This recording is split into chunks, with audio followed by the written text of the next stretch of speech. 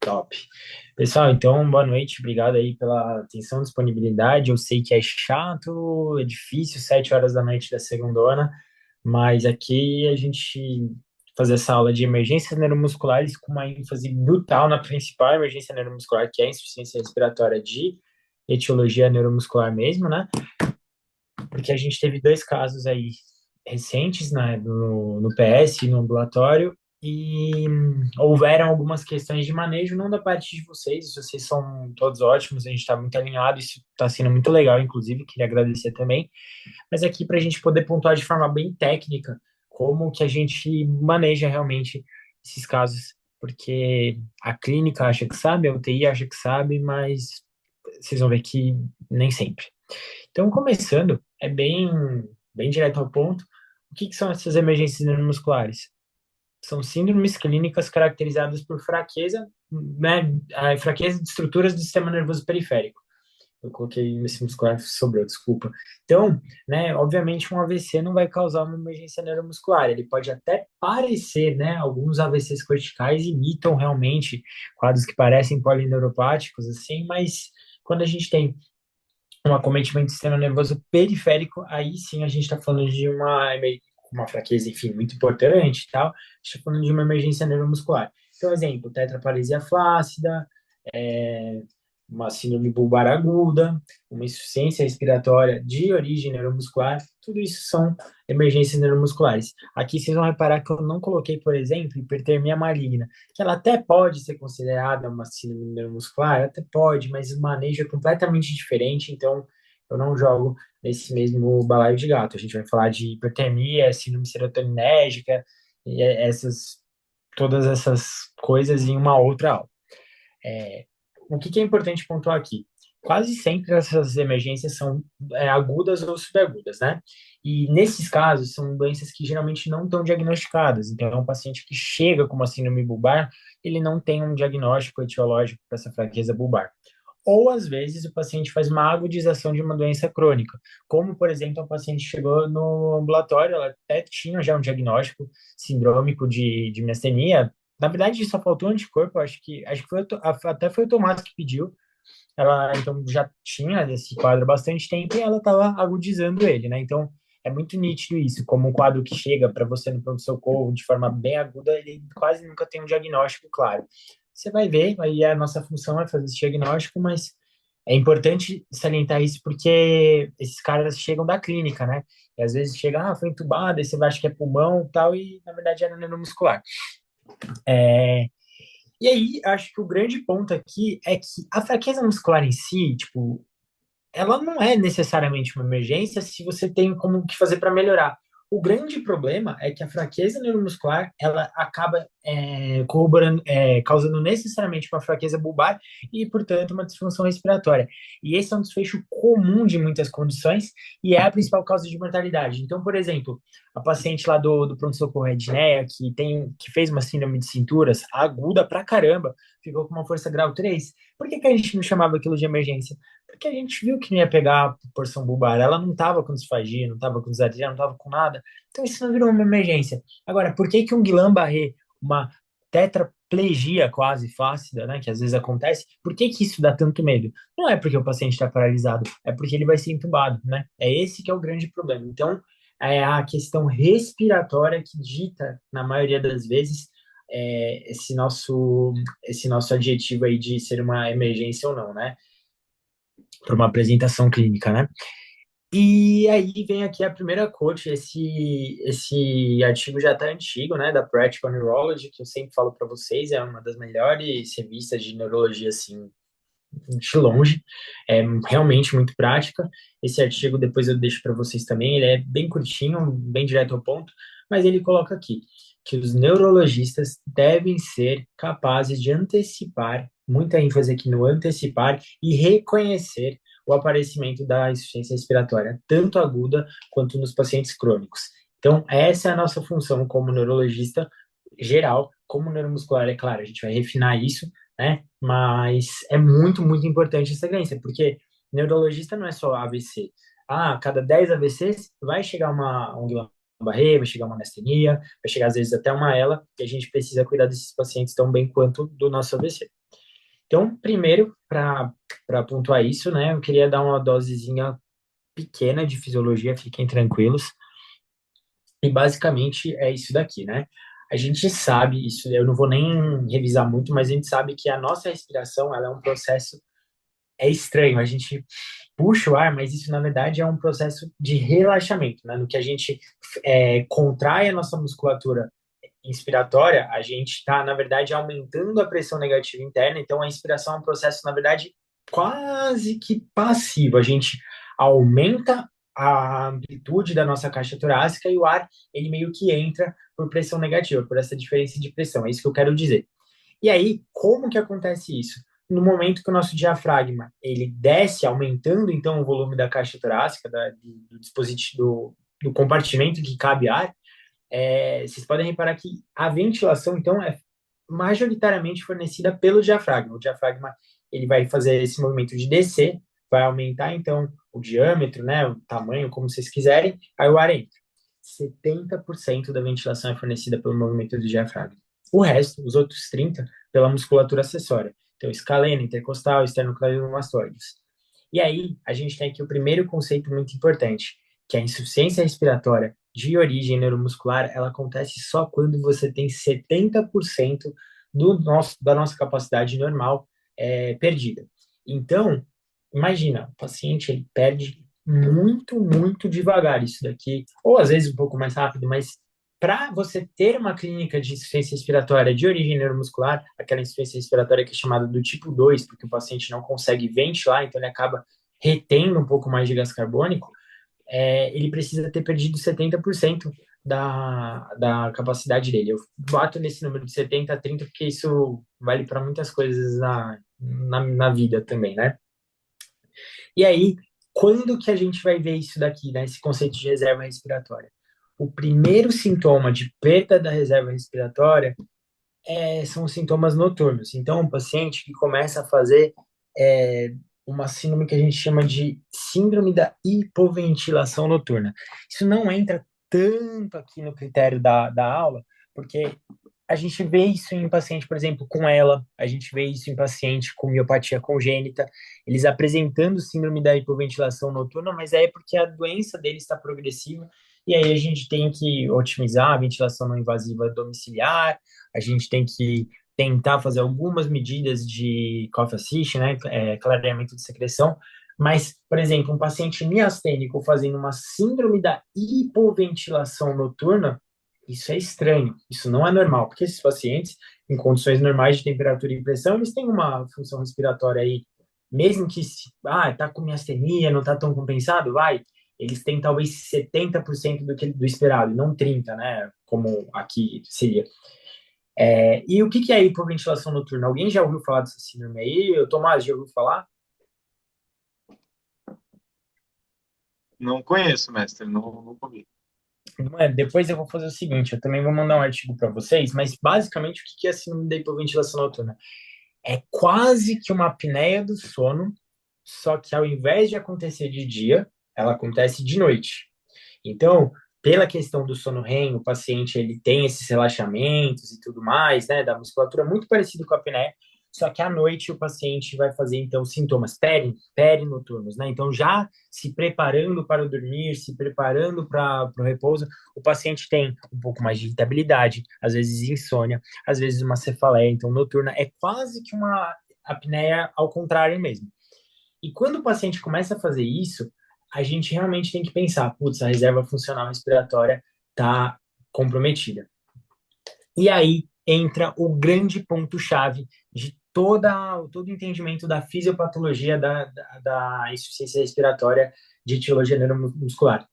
Os pacientes, então, eles chegam nesse momento aí, né, nesse momento que, digamos aí, crítico, e aí, qualquer aumento nessa sigla, né, work of breathing, qualquer necessidade que eles tenham de respirar um pouco mais, seja uma taquipneia no exercício, uma taquipneia por, sei lá, uma infecção de vias aéreas superiores, às vezes o cara tá mais estressado, tudo isso vai fazer o quê? vai fazer o paciente não conseguir ventilar como ele teria, ele já estava ventilando 30%, aí ele não está ventilando o suficiente, ele começa a acumular CO2, aí ele começa a ter uma sintomatologia de hipercárbia, e aí ele faz uma insuficiência respiratória propriamente dita. Então, essa daqui é digamos, a cadeia da insuficiência respiratória de etiologia neuromuscular. O paciente começa com fraqueza bulbar, da musculatura expiratória, também da inspiratória, e aí começa dificuldade de manejar a secreção, tosse e principalmente dificuldade ventilatória. Aí, da parte da musculatura bulbar e da musculatura expiratória, ele não consegue, então, Eu, clarear a secreção. Perdão, alguém falou alguma coisa? Eita, hum, tá tem meio que baixo. ver. Passaram nada e copiaram. Aí a gente abriu, aí fiquei na dúvida se... Eita, Também não me passaram. Será que não foi só para ela andar? Bruna. Tem que ver. Mas por acaso eu vou dar uma olhada na evolução, eu te falo. Obrigada a você. Oi, Bruna, você tava no coisa. Ai, Relaxa. perdão. Não, relaxa, É que eu tô relaxa. de plantão, desculpa, deixa eu Não, fechar fica aqui. tranquila, fica tranquila. Achei que você estava com alguma dúvida. Não, tá de boa. Então, pessoal, a questão dos músculos da inspiração, eles causam uma disfunção ventilatória que muitas vezes pode ser isolada, mas, por exemplo, paciente com ela que tem fraqueza bulbar muito preeminente, paciente com miastenia musci também tem, eles podem ter uma dificuldade na via aérea superior e fazerem pneumonia. Então, ele ganha dois problemas. Ele ganha um problema tanto da questão da capacidade do pulmão dele, né, por pneumonia, etc., e uma dificuldade na questão da ventilação, uma insuficiência mista, né? E vocês podem olhar que a questão da síndrome da hipopneia noturna, enfim, da hipoventilação noturna, perdão, e a insuficiência respiratória, elas andam juntas. Mas isso é sempre um processo tardio, para vocês verem como a gente pode agir antes desse BO acontecer. E aí, eu acho que essa daqui é a analogia que eu preciso passar para vocês. Né? O The Last Straw on the Camel's Back, né? Então, a última palha lá nas costas do camelo, ou a gota d'água que transborda o copo. É isso daqui que causa as insuficiências respiratórias que a gente tanto vê no pronto-socorro, e é essa mentalidade que a gente tem que ter. Então, eu sei que dá muito medo. Às vezes a gente olha, por exemplo, o paciente do ambulatório lá, a menina do ambulatório, a Marina me mandou mensagem, depois a gente entra no caso dessa menina em específico. Tava desesperada. Eu falei, meu Deus, o que que a gente, né? Ah, a gente mandou ela para o pronto-socorro, aí o pessoal do pronto-socorro disse que ela estava melhor, deu alta, e meu Deus, o que que a gente faz? A gente tem que sempre pensar, existe alguma coisa que está sendo essa gota d'água ou essa última palha nas costas do camelo? Se tiver, a gente tem que tomar muito cuidado. Se não tiver, tá tudo certo. A gente tem ainda tempo de fazer as coisas. É, qual que é o grande problema? Eu vou dar um exemplo para vocês. Então, um paciente que está limítrofe, né? Está com um quadro bulbar, uma miastenia graves, anticorpo positivo, e aí a gente vai lá e dá a nossa prednisona. Será que essa prednisona não é a gota d'água? Será que essa prednisona não é a palha nas costas do camelo? Talvez possa ser. E aí a gente precisa fazer alguma ação para isso propriamente dito, né? Mas aqui eu queria trazer para vocês que a avaliação clínica da insuficiência respiratória neuromuscular, ela meio que é um processo quase que isolado. Claro, existe um roteirinho, né, que a gente faz. Esse roteiro tem 4 passos, basicamente, mas a gente tem que pensar, insuficiência respiratória neuromuscular é um processo quase que isolado do diagnóstico etiológico. Existe um manejo específico para ela, independente da etiologia. É tipo AVC. Ah, o AVC é por FA, o AVC é por pequenos vasos. Ah, o AVC é por, sei lá, um FOP aberto. Tudo bem, mas o nosso manejo do AVC naquele momento, ele é muito parecido, independente da causa. Ah, o AVC é por dissecção de carótida. Não tem problema, o nosso manejo, ele é muito parecido. Eu acho que aqui é a mesma coisa, o mesmo tipo de mindset que eu quero passar para vocês. A avaliação da insuficiência respiratória de causa neuromuscular, ela também é meio padronizada. Claro que existe uma importância no diagnóstico, porque a gente pode abrir mão de outras terapias para cuidar desses pacientes, mas aquelas medidas iniciais, o suporte, o que a gente precisa ver certinho, o que a gente precisa garantir que a gente está vendo de forma objetiva, tudo isso é uma questão mais padronizada. E aí, apesar de falar então que é padronizado, a gente não tem que dar tanta bola para o diagnóstico, é claro que a gente vai, né, como neurologista, ter que focar no diagnóstico, pelo menos em paralelo.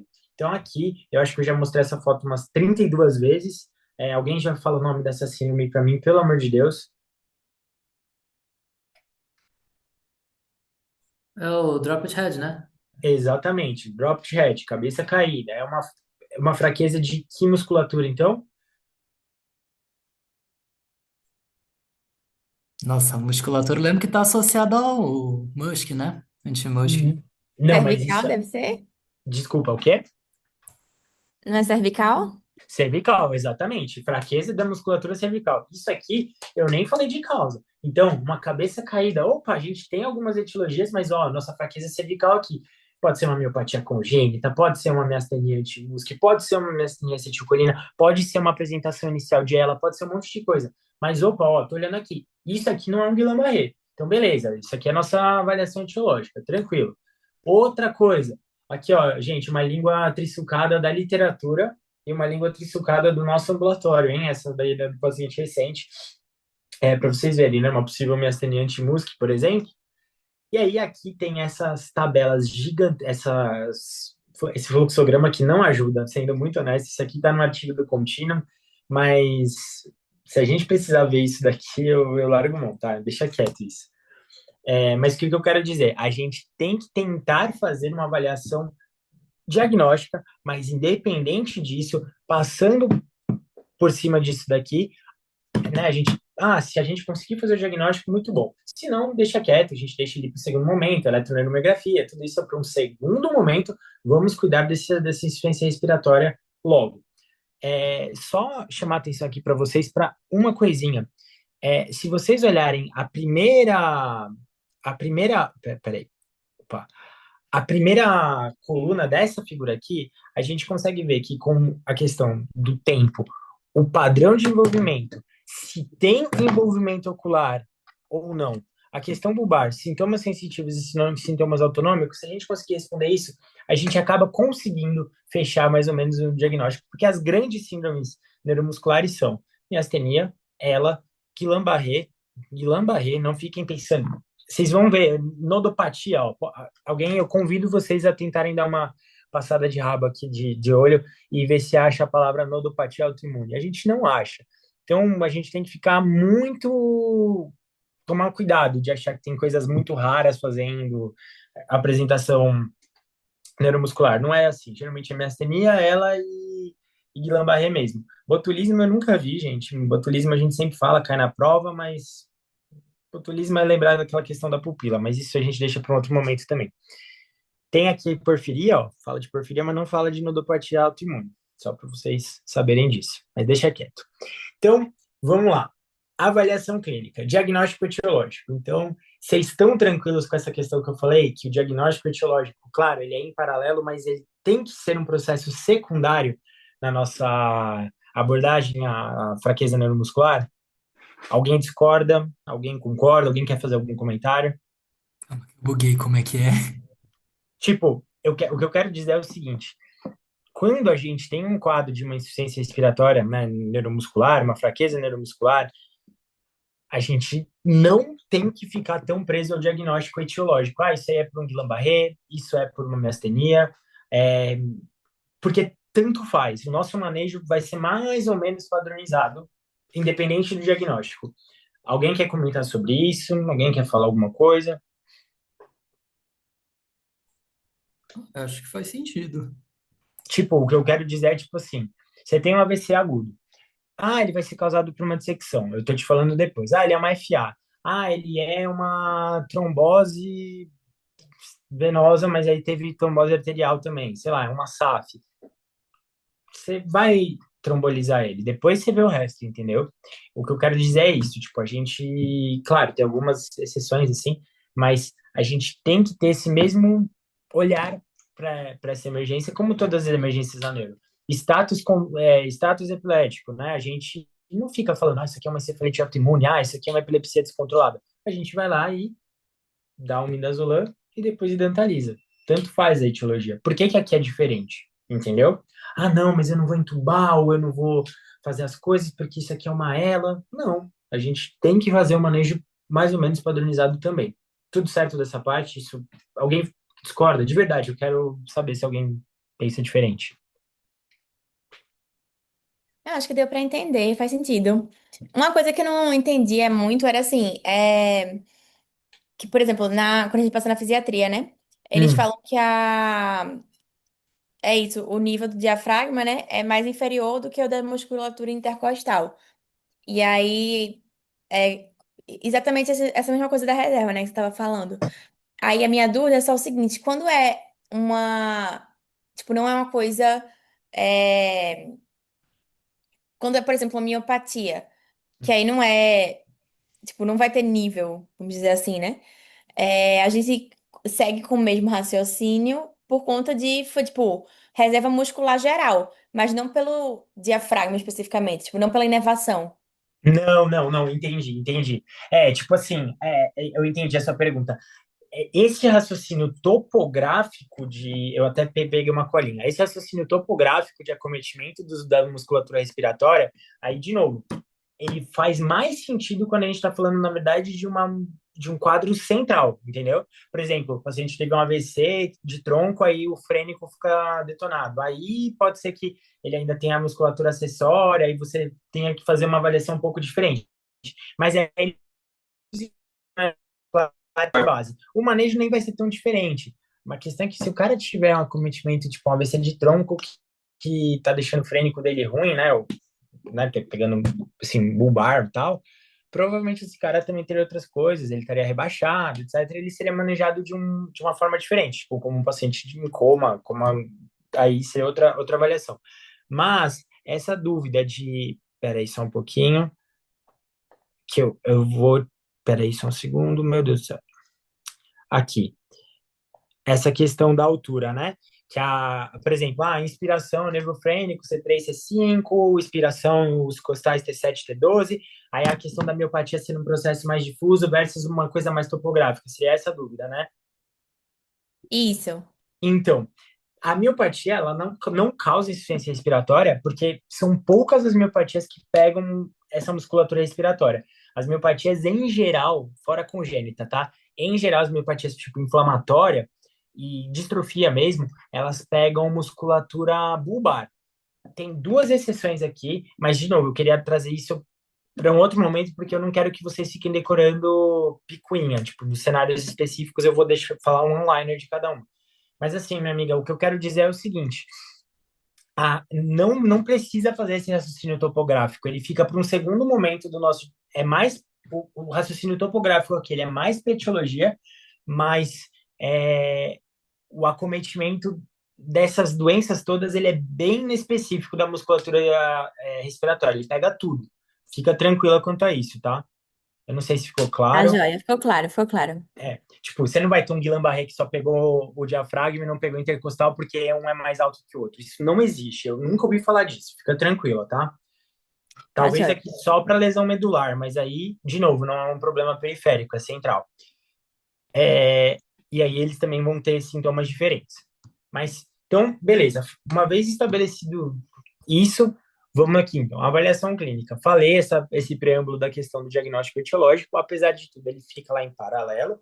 E aí, a gente tem que fazer também, em paralelo, uma quantificação da função ventilatória. E eu acho que é isso que a gente mais tem dificuldade, a gente mais peca, entre aspas, nas nossas avaliações.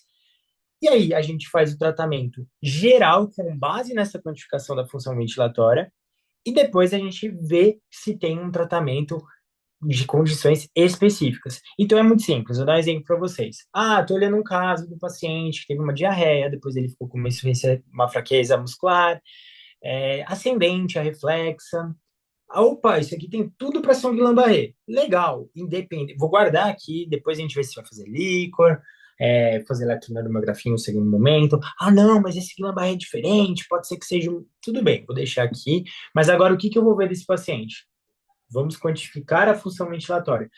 E o tratamento geral? A função ventilatória está ok. Esse paciente consegue ficar em ar ambiente? Legal, está feito o nosso tratamento geral. E aí, tratamento específico. Esse paciente consegue ficar em ar ambiente, mas ele está paraplégico nesse momento. Putz, vamos fazer imuno para ele? Vamos. Então, beleza. Se a gente seguir esse algoritmozinho aqui de fazer primeiro pensar na etiologia, em paralelo quantificar tratar essa questão, a nossa quantificação, e depois ver se tem alguma coisa específica para ser feita, gente, vai dar tudo muito certo, vai ser ótimo. Então, quantificando a respiração, a função respiratória, é muito simples. Aí aqui a gente esbarra no nosso primeiro problema.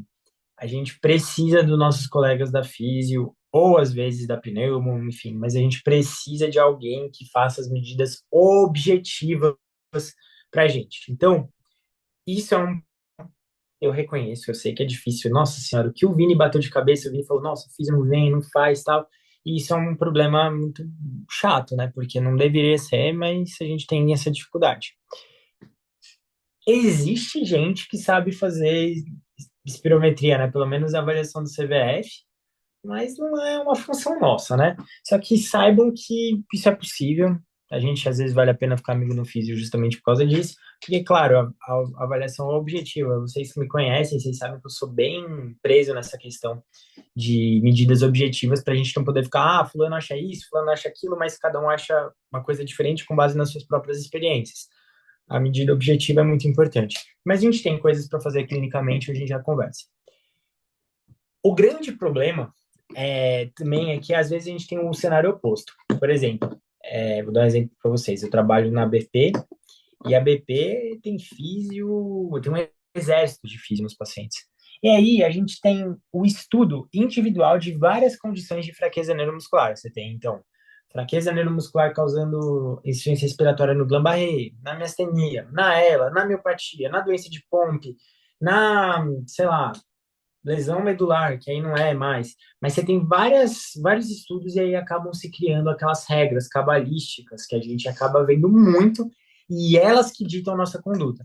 Então, acontece isso. Às vezes você tem um paciente que você olha, você usa aquele famoso, entre aspas, shape score, uma avaliação subjetiva, mas você fala, você até conversa com o teu colega de plantão, você fala, putz, não, ele tá bem, ele tava pior ontem, hoje eu acho que tá um pouquinho melhor e tal, mas aí você vai ver esses dados aí de função respiratória e tá tudo ruim, tá estranho, e aí você acaba fazendo uma intubação precoce, aí precoce mesmo, no caso aqui, tipo, meio ultra precoce. E aí você pode ter uma série de outros problemas nesse paciente. Então, eu acho que eu quero dizer aqui regras cabalísticas nunca devem ser usadas fora de contexto, né? A nossa avaliação clínica, ela sempre manda mais do que as regras cabalísticas, tá?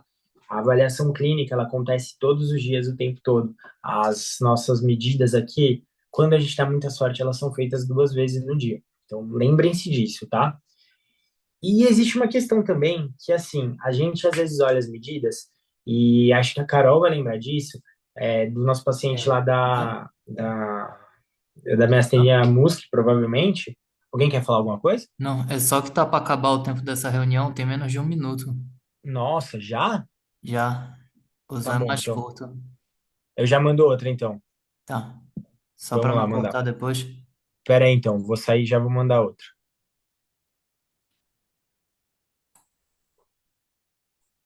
Show. Salvar aqui a gravação.